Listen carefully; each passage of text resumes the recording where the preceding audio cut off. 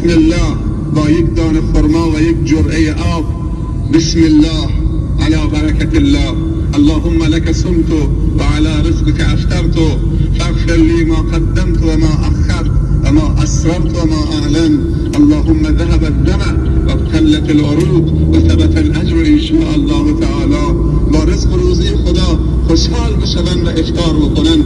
تا از آن گفت نخ سیگار را میگیرند با دود افطار میکنند و خیلی ها آخرین نخ سیگارشان را هنگامی که 5 دقیقه مونده به اذان صبح میگن آخرین نخ سیگار را دود بکنیم که دیگه اذان میگوید و نمیتونیم سیگار بکشیم. یعنی افطار و امساکش با دود. مسلمان هم هست روزه هم میگیرد. مادرم هرچند که دور استم ز تو،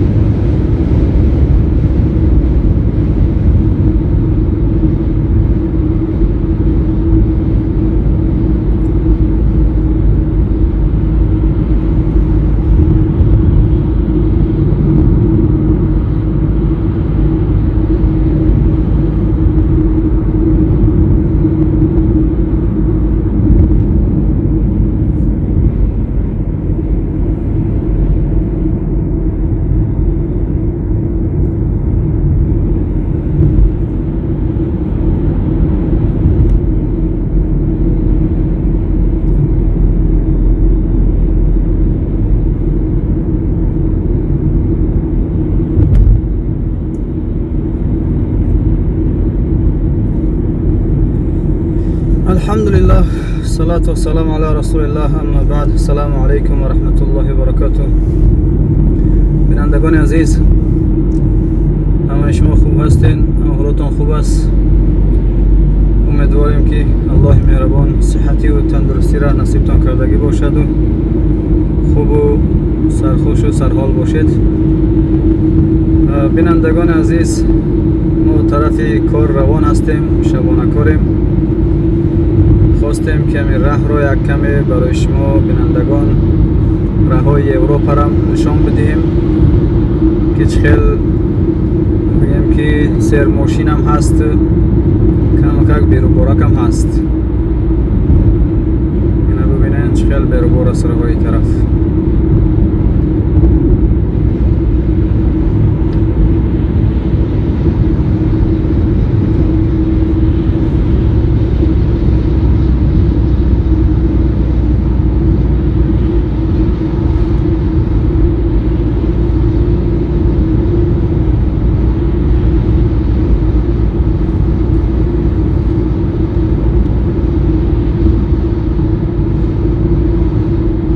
راهی که ما میریم جای 120 است. از 70 باید پایان نرویم، مثلا بالا باشه و پایان نه.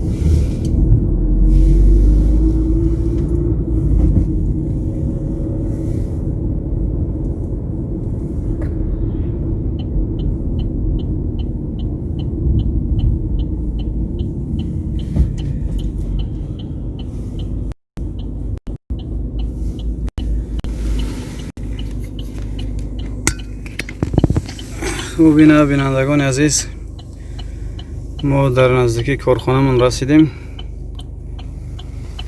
اینا ببینید طرف ها. انشالله یگان روز که طرف های با مسافه دور که رفتیم، خدا خواهد طرف های گرمن یا جو باز برای شما بینندگان راه ها را نشان میدیم، قصه کرده میریم. الله یار و مددگارتان باشد. السلام علیکم و رحمت الله و برکاته.